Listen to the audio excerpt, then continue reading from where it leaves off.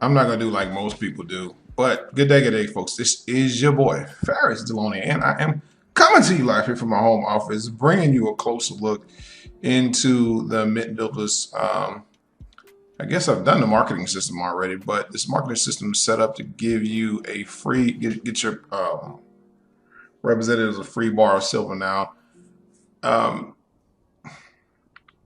if you're not aware of what's happening with us right now, you better grab your britches and um, learn some things. Learn some things. I've been learning about a lot of different things. And one of the things I've already knew about was that having silver was is a very important part of your having something in your portfolio that you can hang on to that will not devalue, so to say. It only gains in value as it goes on. One of the things that I started realizing at the beginning of COVID, and I always say this in my videos, specifically when I'm talking about um, mint builders, is that we kind of saw the ugly side of what people were doing. And the ugly side of the truth is that what they were doing was protecting their families. And I would see people's posts, and it's really not the ugly side. It's just them, it's them versus you. And it's a shame that all the brotherhood that you would think that would go into um, all the brotherhood that you would think that will go into man, and all these people going to church and all this stuff. That was flying out the door. When you could tell when people were going into stores and buying up all the meat, and you would see people have a gaggle of a gang of toilet paper, a gang of food. I guess they had some people buying all toilet paper. I didn't know toilet paper, paper towels. I didn't know what that was about, but in my mind, they were buying things that were going to have to last them a little while. And a lot of us were caught with our pants down. We weren't prepared for a lot of things. And I think this is one of the reasons why inside of me I looked into mint builders. One, because I know we need silver. We need to have something that we can barter with. And you can't barter once paper becomes devalued. If the dollar bill devalues anymore, it probably be worth as much as this drop card paper. But devaluing, and then this has always carried a value. If you look in the Bible, they traded for shekels of silver and shekels of gold. I have no idea. I've still tried to understand what a shekel is for my Hebrew and Israelite people and Jewish people. Uh,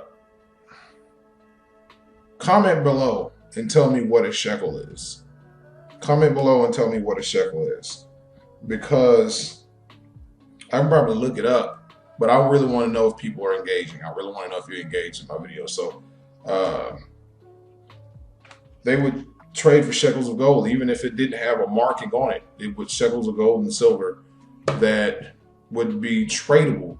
And one of my business partners, he says that it's the principle of having God's money, and that is having God's money. It's going to always have value even when man's currency fails. It's a kind of funny kind of thing about when I've always noticed this something, and I don't want to get too biblical in nothing. Whenever man gets involved with something and say like this in process, like say like this, when it's God's original, like you can take from vegetables to animals to natural remedies to having cannabis to man making their versions of it. Men's versions always come out retarded. Take that back. It always comes out messed up, so to say. And um, one of the things I realized with that is that anytime you involve us into something that is irregular, it all boils down to this. Me saying this: if you're going to be ready for something, be ready for this system to be failed, to not to fail. But we don't want it to fail. Let's get this straight. I don't want it to fail, but it's a system of preparation.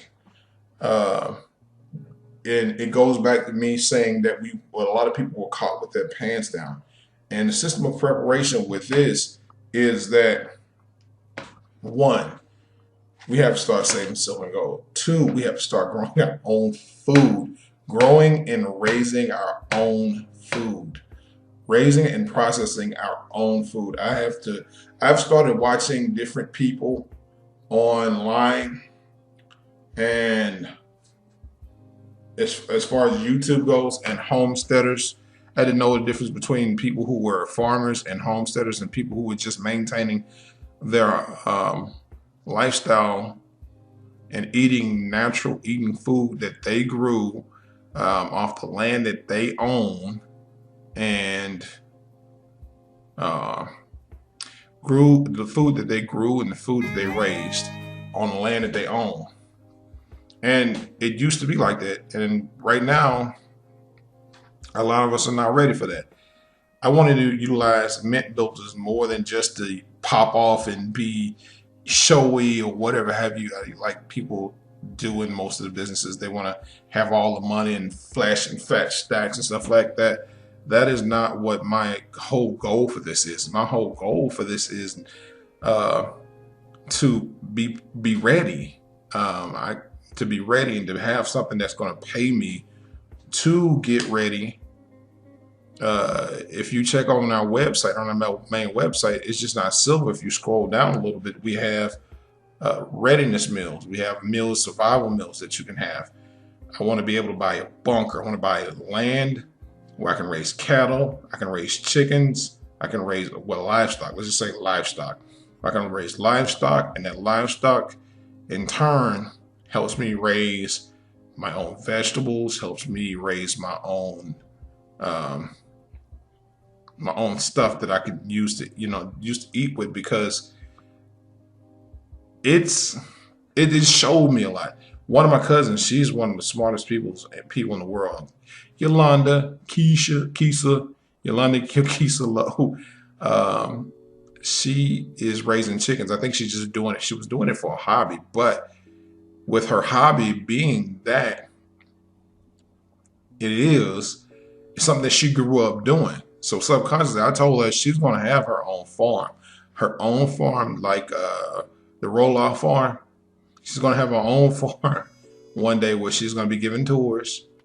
And she's like, Don, I don't really want to do that, but I can see it. I can see it. But one of the things I wanted to do was something like that. I don't just want to be a farmer. I want to be a glamour. I want to be glamour. I don't want to call it glamorous, but I want to be. I do want to be flashy in a way, but flashy in the farming sense. That my property is, a few thousand acres, and I want to have all my livestock to not just penned up and cooped up, but to where they are good and rotated. To have plenty of field to graze in naturally, and plenty of food that I can give to them myself, and to take around and take their natural fertilizer, meaning their poop, and grow my own stuff, and use that poop to kind of mix in and make my own compost and grow food with it. I think I even want to harvest their farts. You laugh, but harvesting their farts. I watched Doomsday Preppers, and all these guys were military people from their dad on down, Marines or whatever, Marines, Army Rangers, They went and got tactical training and all that stuff for the sole purpose of prepping. But they were harvesting farts and utilizing it to cook off of. I don't know why you would want to do that when there's plenty of wood around here, but I guess if you have to be in a bunker somewhere and that's not feasible for you to light wood, then I guess harvesting farts would be good. Go look it up. Go look it up on YouTube. I don't know if it's saying harvesting farts, but it'll probably be on YouTube. YouTube has anything and everything that you would think about. But I digress. This is about preparedness. This is not about showiness. If you are looking at this video, if you stay ready, you never have to get ready. Going back to what I said earlier, we were caught off guard. We were really caught off guard. Don't just get in these businesses to be showy and buy the next Porsche or Mercedes Benz or whatever, and not have no property to show for it. Not have any property, not to have any thing that's going to sustain you. I think that is the true wealth, and I think once I actually got a clear vision of what I really wanted. Sure, you get the lofty ideas of pulling up in a nice Lamborghini or nice foreign whip, having a big house with the movie screen, with the movie center, with the movie theater in it, and your bar and all the cars and toys and stuff and whatnots that you can have, multiple cars that you can have. But right now, I'm thinking a John Deere tractor is looking real good to me right now. John Deere tractor, some farmland, some land, and a backhoe, all that good stuff that I could use. Plus a nice dually truck. All utility, plus a dump truck too.